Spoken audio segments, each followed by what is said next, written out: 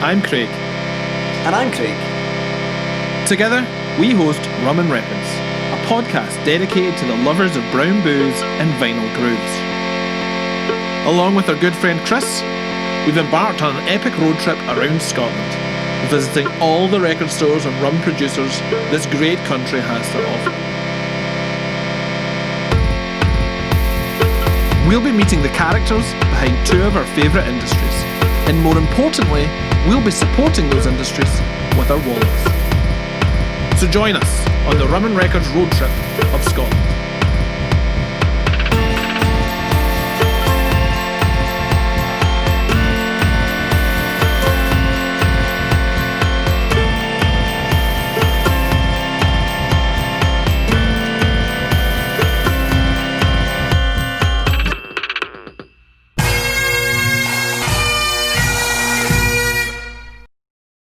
So here we go, lads. Road trip, fueled by a Rolls Square sausage and a wee tatty scone. It's good to be back up the road. Absolutely. The taste of home. And we're heading to my home. We're heading into Dumfries town centre, where Robert Burns famously went to die. Very excited to be going to a new record shop. Well, new to me, yes, absolutely. But we're going to Jellybone to meet the proprietor, Dave. And I've heard some interesting things about his collection and some of the things that he stocks. Exciting. Aye, I can't wait. Proprietor Dave was a wee bit camera shy, which was a shame, because he was actually a really interesting character, with an almost encyclopedic knowledge of the weird and wonderful world that is modern psych. Now I know what you're thinking, but no, you've not stumbled across a new season of Homes Under the Hammer. We just couldn't resist that classically candid fake talk while you walk shot.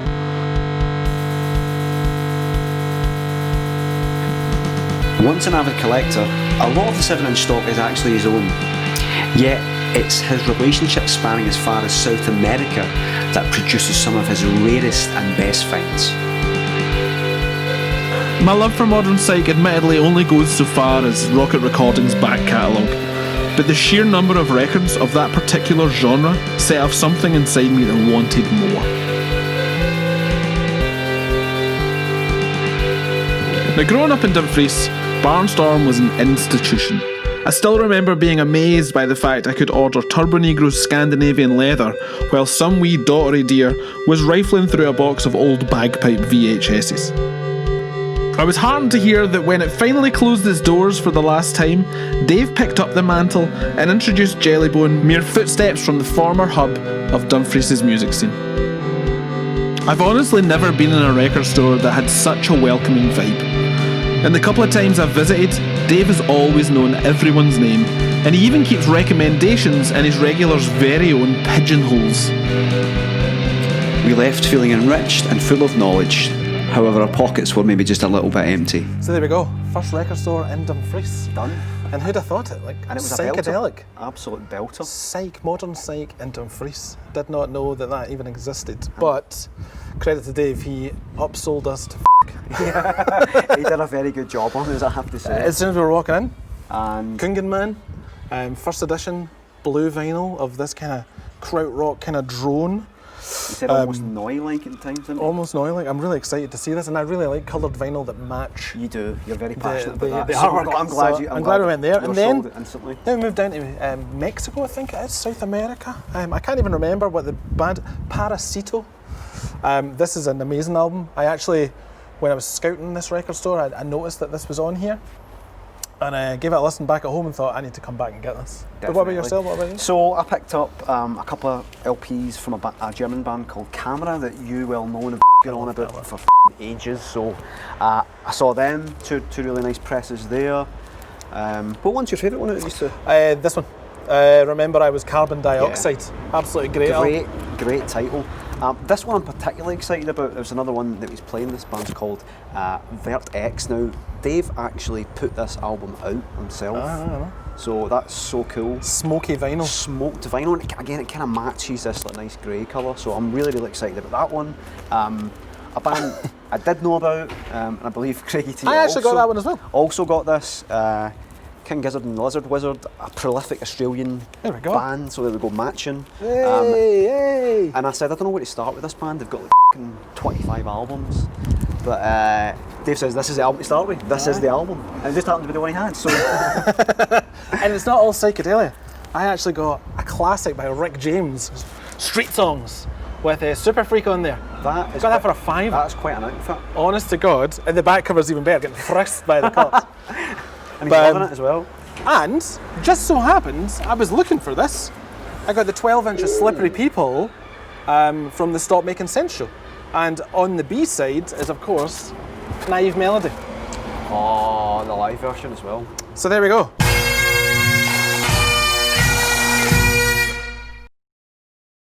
The next leg of our journey takes us out of town and into rural Dumfriesshire and to the 450-year-old Dormont estate, where the Cruther's youngest son, Kit, has converted a former cowshed into his very own rum distillery. So my name is Kit, and I'm the owner and distiller here at Ninefold Distillery. The distillery's been here just over a year now. I started distilling back in March, April 2019. It's probably an awful thing to admit, but no, I wasn't a rum drinker before I set up a rum distillery. And when I first conceived the idea, I probably didn't know how to make rum either. I didn't want to compete with gin for a start. The market was very saturated and didn't feel like I had anything else that I could offer with that respect. Whiskey, you need really deep pockets to get into. It's a real long-term game. It wasn't something that I wanted to get into, at least at the start. I'd considered very briefly vodka, but I don't know anyone who actually buys premium vodka. The vodka market's huge, but it's based primarily on the cheap end of the market rather than actually the premium side. So rum just seemed kind of a natural kind of other spirits that would work. Certainly is something that I could make from scratch anyway. That was always the core philosophy to distilling here. Was I didn't want to buy in the stuff that was already made. I wanted to be able to make everything on site. So yeah, rum seemed a natural spirit from that point of view. I then went on a journey to learn what it was I needed to do, how to do it, and yeah, I got into doing lots of research, I guess, which involved buying a lot of rums, and I still do. But I guess one of the good things of that is I came with quite a fresh approach. I didn't come with any preconceived ideas as to what I wanted my rum to be like. So I never set myself up trying to recreate anything. It was a case of, this is how rum generally is made, so that's the process I'm going to use, but the rum that I get out of it is going to be unique to me and my own thing, and I'm not trying to be anything else, which I think works well for me. I'm not tied to any particular style. I mean, I don't want to blow my own trumpet. I don't want to say I make the best rum ever and it's great and everyone's going to love it, but I genuinely get a lot of people who are surprised at how good it is. Because I make a clear rum, an unaged rum, it comes with certain preconceptions as to what it's going to smell and taste like and how easy it's going to go down and things, and that's based on the market leaders for decades and the cheap supermarket stuff you can buy. So I get a lot of very interesting faces when people try my product because it's completely not what they expect, which is great. You know, that's probably one of the most satisfying parts of my job, is being able to flip people's perceptions as to what an unaged rum can be. Yep. Sure, there's still people who aren't going to like it. I go to a lot of gin tastings, and people there are gin drinkers, and rum is such a different spirit to gin, and for a lot of people they just don't, it's just not for their palate, just don't get on with it. It's nothing like gin at all. But there's always a secret rum drinker in amongst a crowd of gin drinkers who are like, yes. The next steps for the business are new products. So I have two in the works. One product is just basically doing its own thing, and that's my cask-aged rum. And the other is a spiced rum. Spiced rum is really where the category is going and building, and so it'd be silly of me not to try and get into that side of things. So there's loads and loads of really good spiced rums around. and I'm going to try and step into that arena with my own version, but obviously it's made with the spirit that I make here myself as well. There'll be whole fruits and spices, and so I've been working on that since the start of the year. I'm hoping to launch fairly soon. But yeah, beyond that, the real long-term plan for the business, in the next 5 to 10 years and beyond, is cask-aged product. So I've been laying down casks already. Spent the last year putting down just 11 barrels of my rum, of various different styles, but I really need to start building up the stock for that. So the next couple of years is really crucial for starting to build up stock for the future and getting those aged expressions out.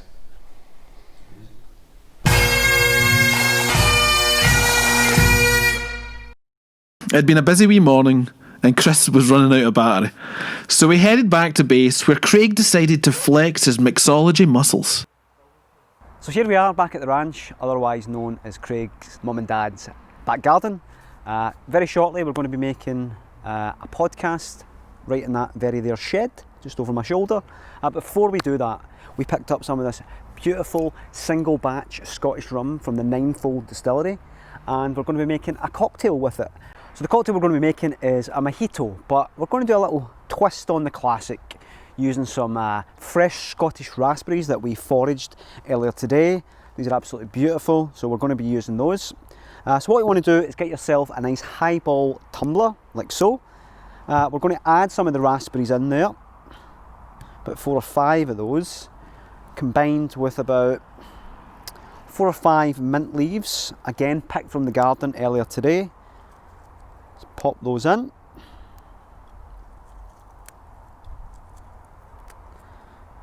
And maybe just one more, perfect.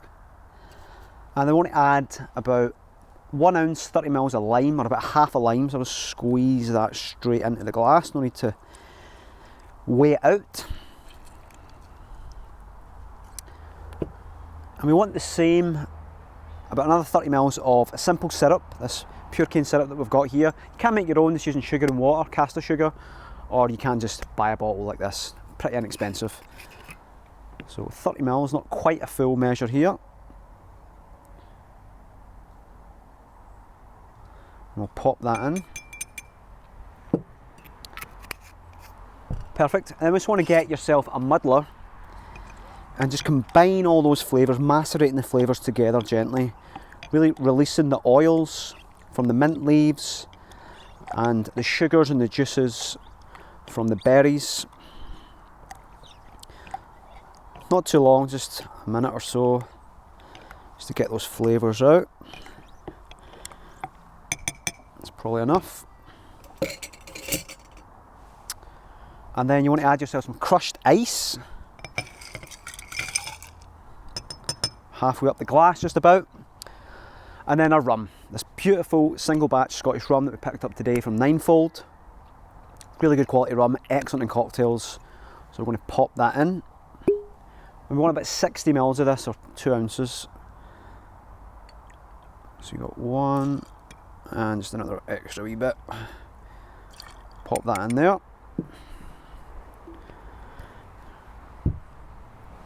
Let's get yourself a bar spoon, or any old spoon. And just mix that up.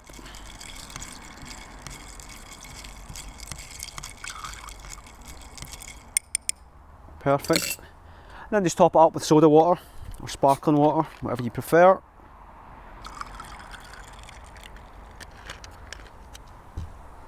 A little sprig of mint to garnish. Pop in your straw, and there you have it. A twist on a classic, a raspberry mojito. Cheers. Fucking hell.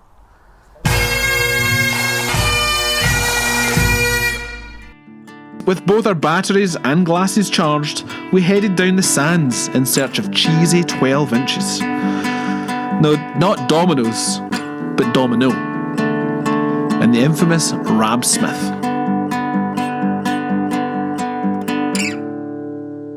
I'm called the living legend.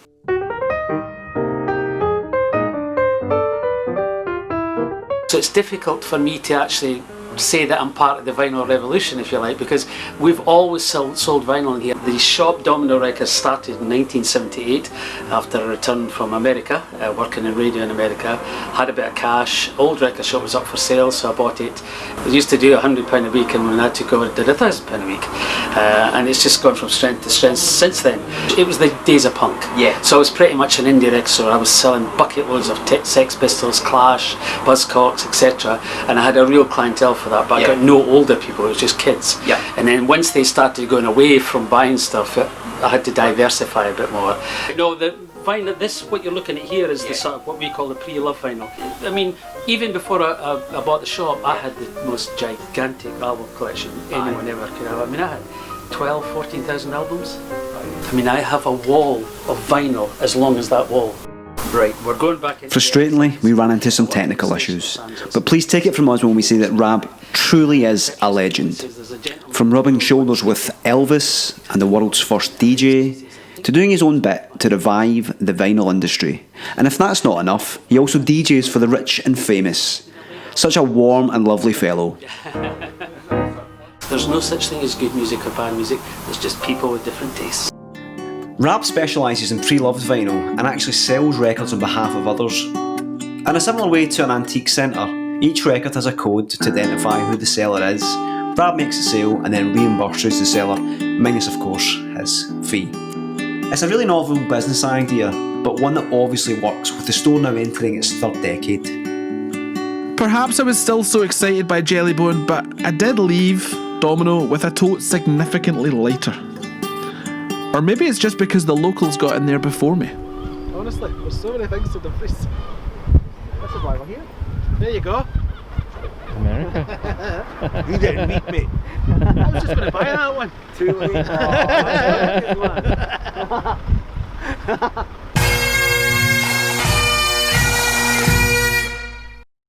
With our tour of Dumfries nearing an end, it was time to squeeze in just one more visit. It was off to the Solway coast to meet Andrew, an alchemist and the brains behind Solway Spirits. My name's Andrew Emerson from Solway Spirits down in Annan, South West Scotland. We are gin distillers, rum flavourers, and we also make vodka as well. We do a huge range of different products, some of our own, and also about nearly 30 different bespoke products at the moment as well for other people. I've always made my own alcohol from leaving school, simply for two reasons. One is I like a drink, and the second one, I'm tight. So I've always made my own alcohol. I've always made beer, wine, cider, and then I also started making spirits.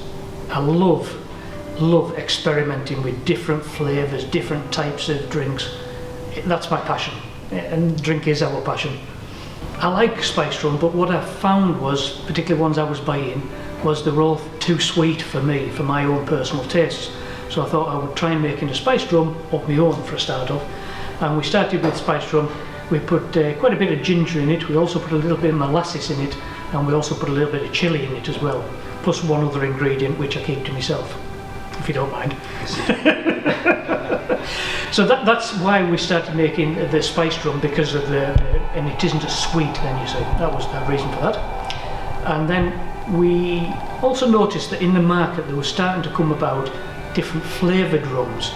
And flavoured gins is one thing that we also do as well. So therefore, why not go into flavoured rums?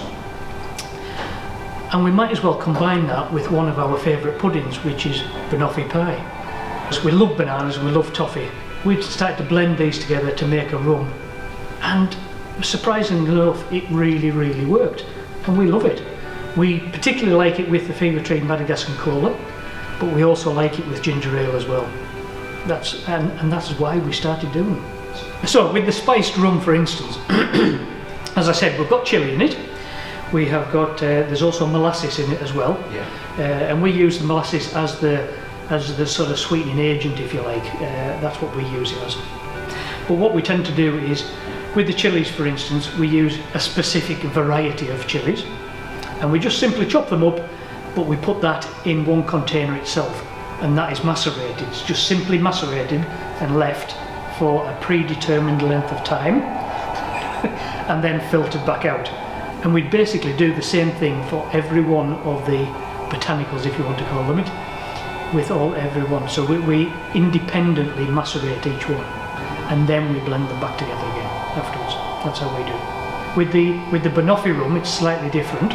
We actually blend them all together, and we use a toffee, a very specific toffee that we buy in from somebody, and then we just use bananas, just normal, your bog standard bananas. But what I do try and do is I make sure they're extremely ripe, very, very, very ripe as I can get them. Just have a go and might as well just start. So we started. It's just as simple as that, and we just got into it, and it snowballed. One thing led to another, and it's just gone from one thing after the other. We started in real ale, beer. That was where we really started, beer and cider, and then we moved across into gin, rum, and vodka afterwards. That, as you can probably understand, taking the licenses or getting the licenses for doing the spirits is a lot more difficult than getting a license for doing beer or cider. But once we started doing the spirits just went absolutely mad. It took over. In fact, it engrossed our whole lives. That's what it did, and we love it. It's great fun. Absolutely brilliant. Andrew's genuinely one of the nicest, friendliest people we've ever met. Equally as happy to share his knowledge, his alcohol, but above all his passion for the industry. And it was so pleasing to see Solway going from strength to strength. Would have loved to stay and chat and drink the day away, but we had a final date with a cocktail and a beach. It's the best thing as well, you get to practice and then take whatever you made home, try that out at home first. And you know what, that was great. That was great. You wake up the next morning like, this was the best thing ever.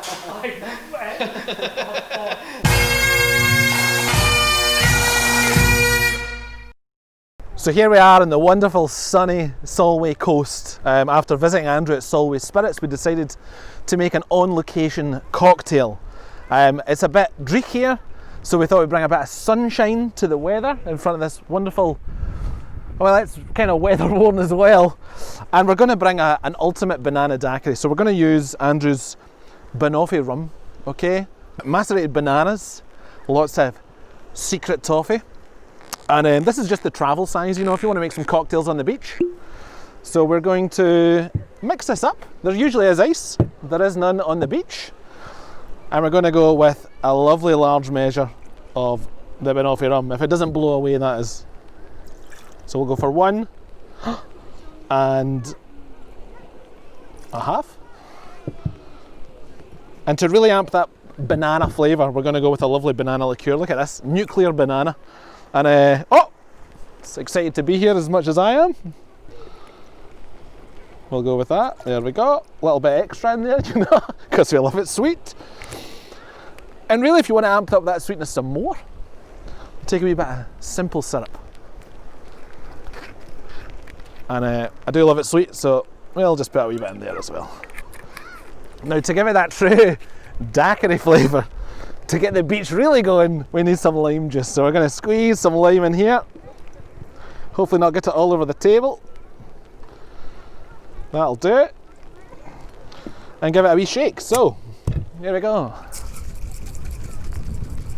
We'll just...